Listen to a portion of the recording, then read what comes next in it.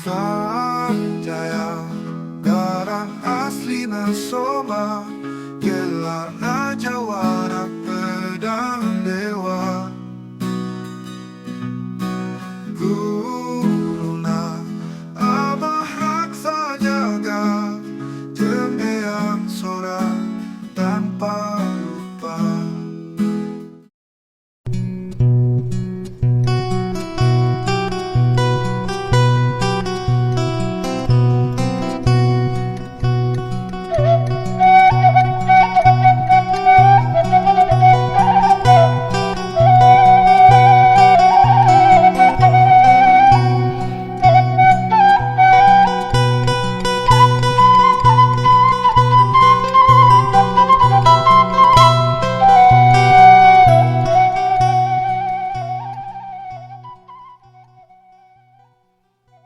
Assalamualaikum warahmatullahi wabarakatuh.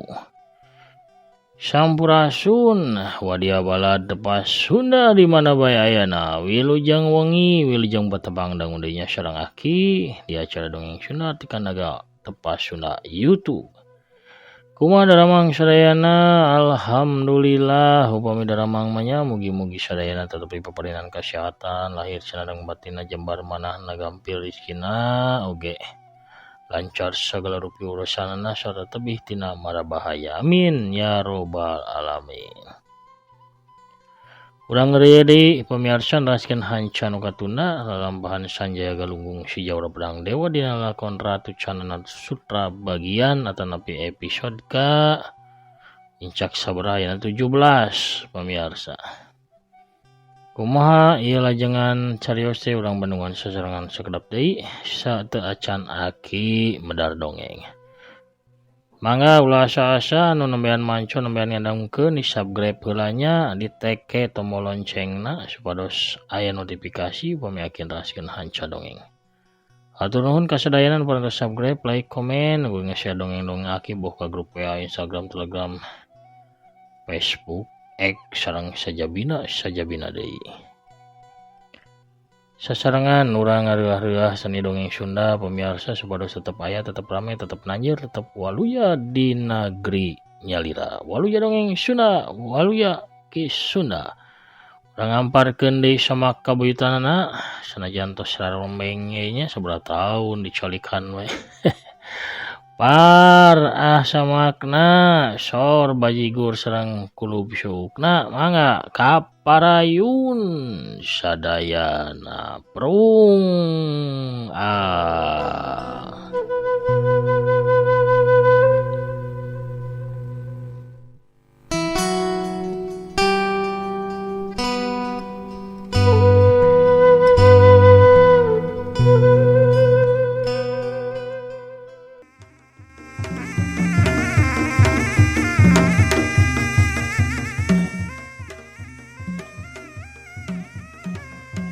Bari ngagajlang setan sewu teh nyiduhan ke arah mayit gagah. Cu! Ciduhna keuna kana sukuna si mayit gagah. Mayit gagah ngagurinyal hudang sabab tatuna langsung cager. Manehna ngolebat di narajang ke arah Nyai Sedap Malam. Di tarajang di dua arah nyababkeun Nyai Sedap Malam kadeseh manehna masih sempat ngelok pikeun nyingkahan sabetan bedog rubakna setan sewu tapi tajongan tarik mayit gagah. Anu geus dieusi ku tanaga cero teu kaburu katakis akibatna tajongan tarik eta nanggal pisan ngajebrod ngarah keuna kana palebah beteungna. Hiu jebrod celeng kalayang brak kedebut. Nyai Sedap Malam meceleng tarik 8 lengkah jauhna tuluy ngabentur tonggongna kana tangkal ranu. Getih seger nyamur dina bahamna Nyai Sedap Malam. Manehna ngarumpuyuk di hanapeun tangkal. Yad, yo! Dua urang jalma kembar eta ngagajlang mundur bari salto. Apal-apal maranehna geus aya di kenca katuhun Ki Palangrango anu keur hareugeun ningali pamajikanana tatu. Samemeh Ki Palangrango ngalakukeun gerakan, dua tokoh golongan hideung ti Teluk Pare eta Geus miheulaan ngalakukeun jurus bedaug anu gerakana sarua hiuk-hiuk bret. Arah! Ki Balang Renggo ngagoak bari awakna ngajengkeng dua tuurna satengah nilep.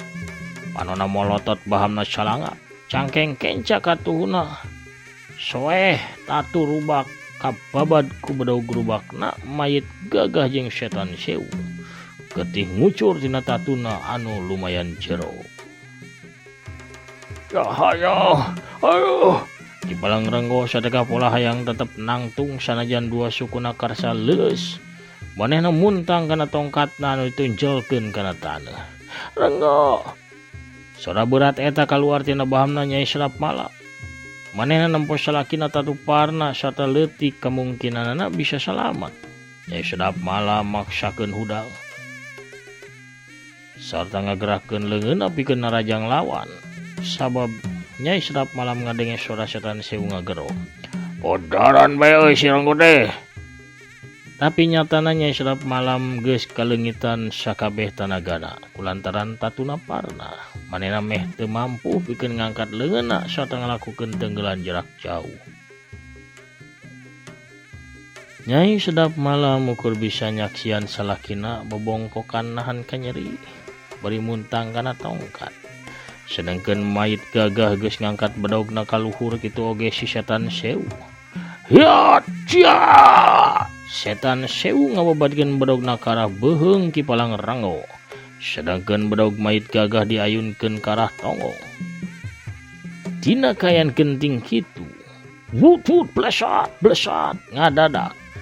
Aya dua sinar beureum kawas potongan besi ukuranana sajengkal ngablesat ti arah imah Ki Balang Renggo. Dua sinar beureum eta ngarah kana bedaugna Setan Sewu jeung bedaug mayit Gagah. Putut dua prak. Bedaug si kembar ti Teluk Pare teh hancur jadi potongan laleutik sagerede kancing. Sanggeusna ditemrag ku sinar beureum. Setan Sewu jeung mayit Gagah molohok hareugeun maranehna teu nyangka lamun pakarang andalan maranehna bisa hancur kawas kitu.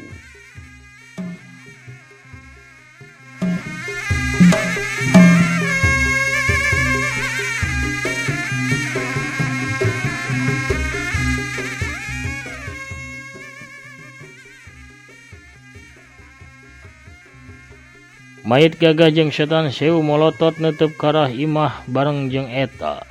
Di jero imah Ki Balang Renggo ngagajleng kaluar saurang jajaka keker make papakean sing sarua wungu. Cerlat jeleng-jeleg. Heulang samudra tampil Gagah. Sinar beureumna tina tenggelan mata heulang tadi anu ngancurkeun bedaug rubakna si kembar ti Teluk Pare. Kusabab eta manehna leuwih percaya diri yen dua urang bewokan eta bisa pikeun dirubuhkeun ku dirina. Heulang samudra ngalengkah ngadeukeutan mayit Gagah jeung Setan Sewu bari tetep waspada. Yang hareupan serangan ti dua jalma eta. Jaga edan, podaran anak bagong eta euy. Setan Sewu amak kacida. Kitu oge mayit Gagah duana ngagajleng bareng bari ngadorongkeun dampal leungeunna sewang-sewangan. Blesat wutu. Tina dampal dengan Setan Sewu jeung mayit Gagah katempo ngablesat sinar biru mangrupa mata tumbak. Di tarajang kitu Gelang samudra nu geus waspada ti tadi ge. Gancang ngawatek juru simpenanana manehna ngawatek tenggelan cakar heulang warisan ti guruna. Sukuna ngajegang bari tuurna rada nilep saeutik. Dua leungeunna anu ngawangun cakar ditarik kana cangkeng tuluy digentakeun sakaligus ka hareup. Hiuk-hiuk blesat. Dua sinar beureum mangrupa cakar manuk heulang ngablesat kaluar tina dua dampalna heulang samudra mapag dua sinar biru panarajangna si Kemar ti Teluk Pare.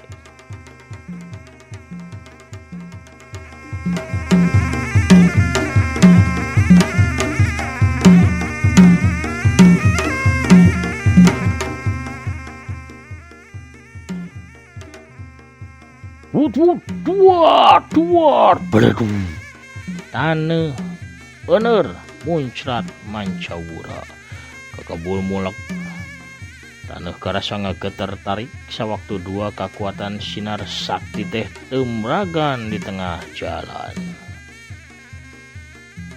Heulang samudra mocleng labuh di hanapeun tihang imah kayu tina bibirna ngalay getih kental, sedangkeun mayit Gagah jeung setan sewu duanana kaseret bareng mundur genep lengkah tuluy bareng ngajungkel rubuh. Beungeut duanana katempo pias kawas mayit. Benar-benar kuat dua orang ti Teluk Pareta. Aing kudu leuwih hati-hati dina nyang hareupeun maranehna. Gerendeng heulang samudra manehna nguniang hudang bari nyusutan getih tina bibirna. Beras oge geuningan tanaga eta budak ngora teh. Urang kerepuk bae kidulur kuduaan. Urang podaran lah sakalian. Cek setan sewu bari nguniang hudang ditudurkeun ku mayit Gagah. Dua lalaki budayut eta ngalengkah ngepung ka heulang samudra. Manehna nyokot posisi di kenca jeung katuheun si Jajaka. Sedengkeun heulang samudrana ukur ngajanteng bari panonna rutret nitenan gerakan dua urang lawana. Ya, setan sewu maju, berupa tuhuna ngadius bangbaraan. Rek ngahanca kana sirah heulang samudra tapi Jajaka murid tunggalna Pandita Getih geni eta. Gesit muterkeun awakna 80 derajat ke belah kenca. Wer, apal-apal heulang samudra geus aya di gigireun setan sewu. Anu harita keur nolonyong kabawa ku tanaga tenggelanna sorangan anu poos leungiteun sasaranana. Lol atuh punukna lowong heulang samudra teu micen kasempatan leungeun katuhna ngaheat ngetig kana punukna setan sewu bari suku katuhna oge maju. Pikeun ngarampid sukuna setan sewu atuh mamalana pikeun setan sewu mah lain dikieuna. Sanggeus punukna dikedik tarik ku heulang samudra awakna langsung rubuh nangkuban sabab sukuna karengkas. Kawas tangkal anu dituar blug srod beungeutna ti susud kana taneuh garing. Bangsat, hiat mayit Gagah narajang. Dua leungeunna sakaligus ngirimkeun tenggelan kamar ka arah dada kenca katuhuna heulang samudra ngagunakeun jurus bencar karang. Heulang samudra lain ngagiwar atawa nakis tapi kalakah mapa kedua leungeunna anu newak kana pigelang kenca katuh mayit Gagah kap tuluy ditarik ka gigir disuaikeun saterusna turna maju pikeun nyodok kana iga burungna mayit Gagah anu kabuka lowong pisan. Mayit Gagah teu bisa nyingkah atawa nakis da pugu dua leungeunna ge dicakelan ku heulang samudra atuh hiuk gedug. Mayit Gagah ngahanju iga burungna karasana asa remuk. Keur kitu bari ngalepaskeun ceklan kana dua leungeun mayit Gagah heulang samudra muihkeun awakna tuluy ngirimkeun tajongan tarik kana dada mayit Gagah dibarengan ku satengah tanaga jerona. Hiuk cilabrod. Celeng. Wakna mayit Gagah maclang tarik bari tina bahamna teh nyebrotkeun getih seger gedebut. Manehna ragrag dua tumbak tiurut tempat nangtungna ragragna maneh tarik kawas nangka buruk murag dina tangkal.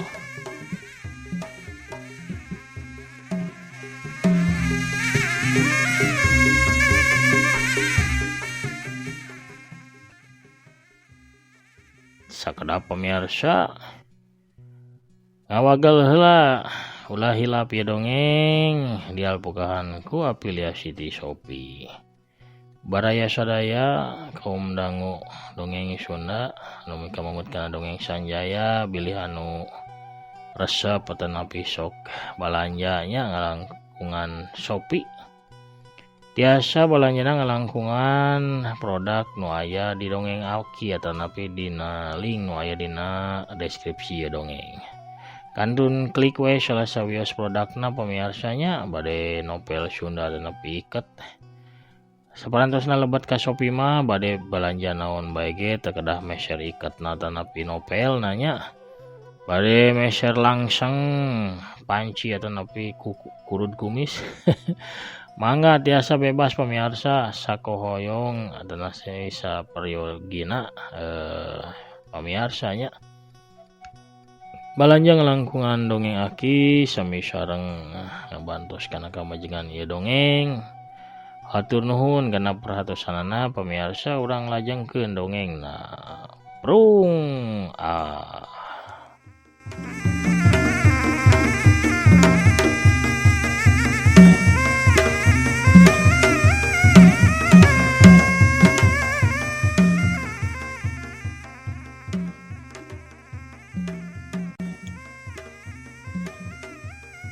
Mayit gagah, setan sewu anu geus nangtung deui gancang ngagajleng ka arah mayit gagah, bari langsung nyiduhan. Cuh! Plok atuh ciduhna teh pas pisan keuna kana panonna mayit gagah anu harita keur molotot nahan ka nyeri. Mayit gagah sapada harita cager tuluy ngagurinjal hudang.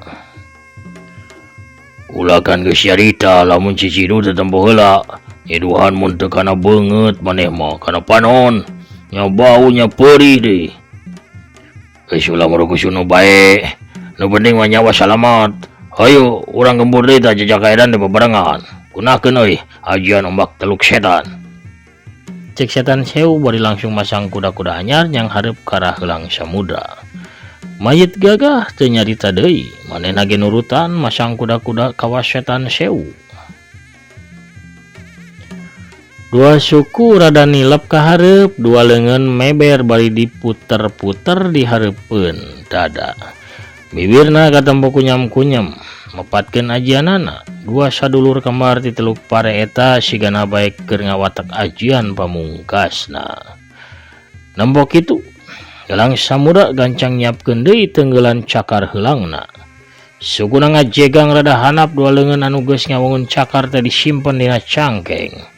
Sakabeh tanaga jero dikerahkeun kana dua leungeunna. Ya! Setan sewu jeung mayit gagah bareng ngagero tarik sorana handaruan mawa aweuhan.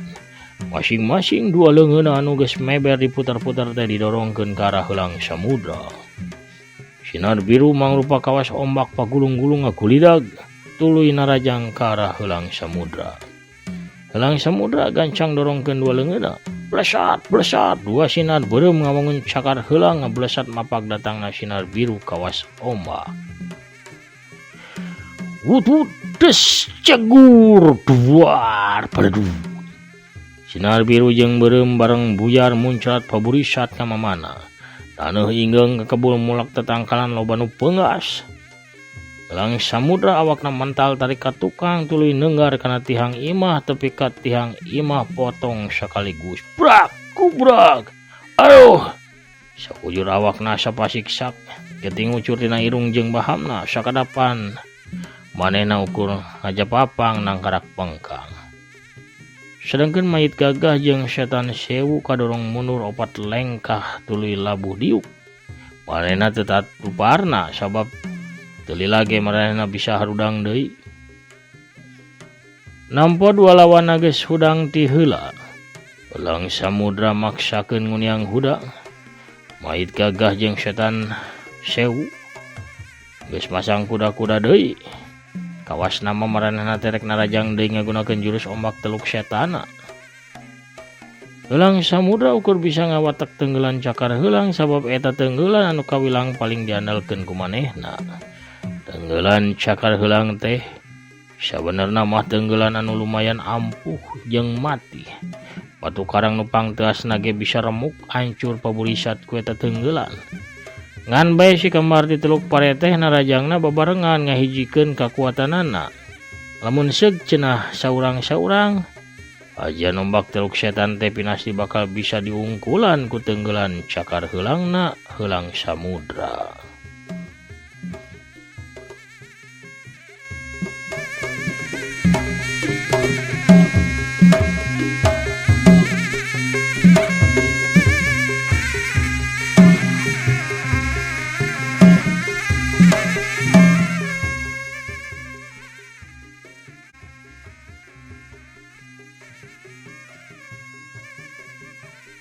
Mayit gagah jeung setan sewu katempo bareng ngadorongkeun leungeunna deui. Cara tadi sinar biru ngagulidag kawas ombak pagulung-gulung narajang ka arah heulang samudra. Ya! Yo! Heulang samudra ngagentakeun dua cakarna, blesat. Dua sinar berem mangrupa cakar heula ngablesat. Gancang nakar mapag sinar biru anu pagulung-gulung kawas omak. Bareng jeung ngablesatna sinar berem tenggelan cakar heulang di arah jendela kamar imahna Kipalang Renggo. Aya nu ngabarasat hiji sinar bodas semu perak dibarengan ku ngahyapna hawa nu kacida panasna. Parasat eta sinar bodas teh milu mapag ka sinar biru ajian ombak Teluk Setan milik nasi kamar ti Teluk Pare. Wut parasat cegur peleduk buat biar kuleger. Taneuh kawas anu diamuk kulini. Kakabul mulek haseup kanal malik bak tuluy ngelun ka luhur. Tatangkalan rarubuh kacarabut jeung akar-akarna hareup imah paburisat. Hateup imah Kipalang Renggo sawareh nyingkap. Heulang samudra macleng ka tukang tepi katonggongna ngabentur kana bilik imah kayu, sedangkeun mayit Gagah jeung Setan Sewu macleng tarik ka tukang bari awakna ngebual. Gedebut. Duanana ragrag tarik niban lemah papakeana rangsak sararoeh di ditu di dieu bari barolong tutung ngelunkeun haseup bau hangit. Beungeutna katempo mehong, dua leungeunna hideung tutung. Ketih hideung ngalay tina irung ceuli jeung bahamna. Tulungan kula Setan Sewu, aduh teu kuat ge panas. Jeung mayit Gagah manehna ukur bisa nyangkatkeun sirana saeutik. Setan Sewu teu ngawalon manehna kalah nyarita. Mending ge gacak tinggalkeun ieu tempat teh. Dua urang jalma ti Teluk Pare eta tuluy silih ciduhan. Ku saling ciduhan eta maranehna pulih deui kakuatan sakti tina ciduh maranehna bisa ngubaran tatu anu sakumaha parnana oge.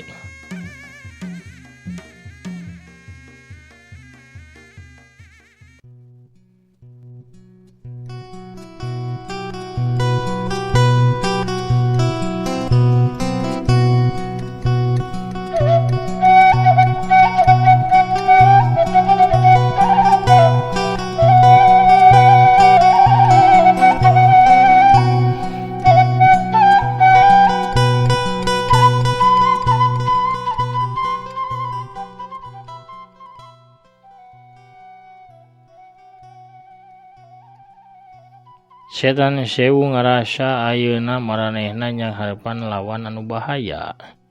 Sabab maranehna geus kalengitan pakarang leuwih HDG, pikirna maranehna mending ngejat ninggalkeun eta tempat. Atur waktu heula pikeun engkena nyusun deui siasat keur nyanghareupan heulang samudra. Anu penting si Kipalang Renggo pasti modar ku sabetan bedog urang duaan tadi. Cek Setan Sewu ka mayit Gagah. Ngeunaan budak ngora eta sigana urang kudu nyusun siasat heula jeung ngumpulkeun kakuatan deui. Engke urang pasti ngayakeun balitungan ka eta jajaka. Walamun nyatana si Kipalang Renggo teu modar, alon mayit Gagah. Teu mungkin. Manehna pasti modar sabab urang geus megatkeun sababaraha peujitna. Nah, kiadi teu nempo tadi potongan peujitna akibat tina babadan bedog kula. Anjakal pisan lamun anjeun teu nempo mayit Gagah. Mayit Gagah ukur cicing. Sateka pola manehna teh hayang miceun rasa ham-ham dina hatena. Mayit Gagah can ngarasa puas sabenerna mah lamun sacan bisa nempo secara langsung Kipalang Renggo ngajolopong jadi banusan di hareupeunana.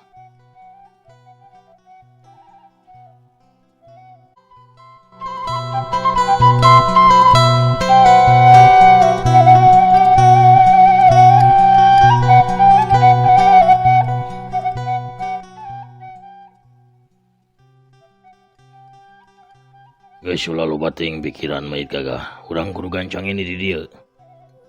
Ada leuwih ade lamun urang tungdaskeun bae tiluanana mumpung kabehanana ge keur taratuparna. Anjeun teu nempo tadi anu ngahadang ajian urang. Eta teh hiji kakuatan rongkah anu bentukna sinar bodas semu perak euy. Eta sinar teh datangna ti jero imah. Hartina di jero imah teh masih aya jalma sejen nu mihak ka si Palangrango. Kula ngarasa kekuatan eta jalma leuwih rongkah tibatan si Palangrango jeung Jajaka di baju wungu itu. Bisa jadi manehna teh guru si Palangrango atawa guruna eta Jajaka. Leuwih hade urang ini tayina keneh. Setan sewu teu nyarita deui. Manehna langsung malikeun badanna tuluy ngolebat ini tinggalkeun eta tempat. Mayit Gagah nya kapaksa nuturkeun dulurna sanajan hatena mah masih maneg mayong. Sanggeusna nu dua ninggalkeun eta patempatan, ti jero imah kaluar saurang Jajaka make papakean bodas anu tayalian jawara pedang Dewa Sanjaya Galunggung. Kayan Sanjaya kiwari geus pulih kawas teu pernah keuna ku racun. Sanjaya anu tadi ngaleupas tenggelan geni salju, bantuan helang samudra ngahadang panarajangna 2 kemar ti Teluk Pare. Sanjaya anu kaluar nempo kayan ke Palangrango jeung anu sejena ripuh. Gancang atuh nulungan ke Palangrango jeung Nyai Sedap Malam. Sabab tatu Ki Palangrango jeung Nyai Sedap Malam kawilang parna kapaksa Sanjaya nyabut ku Jangurai Emas pikeun ngubaranana. Sanggeus beres ngubaran Ki Palangrango jeung Nyai Sedap Malam, Sanjaya teh tuluy ngubaran helang samudra anu masih ngajengjehe bae nyarande dina bilik imah. Ngandalkeun kakuatan ku Jangurai Emas, Sanjaya antuk nama bisa nyelamatkeun nyawa Ki Palangrango, Nyai Sedap Malam jeung helang samudra. Ti luaranana cager bisa pulih deui jag-jag waringkas deui cara bihari. Tina kayan kitu, kolewat jorelat jeleg. Seorang awewe tengah tubuh di samping jangkung make kebaya beureum ngadadak hadir di pakarangan imahna Ki Palangrango. Eta awewe tengah tubuh teh ngelek boboko jeung nyuhun si nyiru dina luhur sirahna. Pok manehna cumarita. Aduh hapunten ieu nya, mumpung nuju ngarariung nya ieu. Ieu biasa bari icalan ieu nawiskeun ieu awug anu amis ka raos kareueut teh karesepna Ki Palangrango ieu. Tah ieu kukurawu karesep si Kasep tuh. Dede sok mangga palae sabaraha pincuk ewang ieu. Pamiarsa oge nu palae ceodean mangga kantun nelpon bae nya ka WA Ibi. Pohara pamiarsa. Kabujang Norojol Bisarwitina ku Norojol na Bisarwiti ngider ka tempat Ki Palangrango atau urang cekapkeun heula dongengna dugi ka dieu.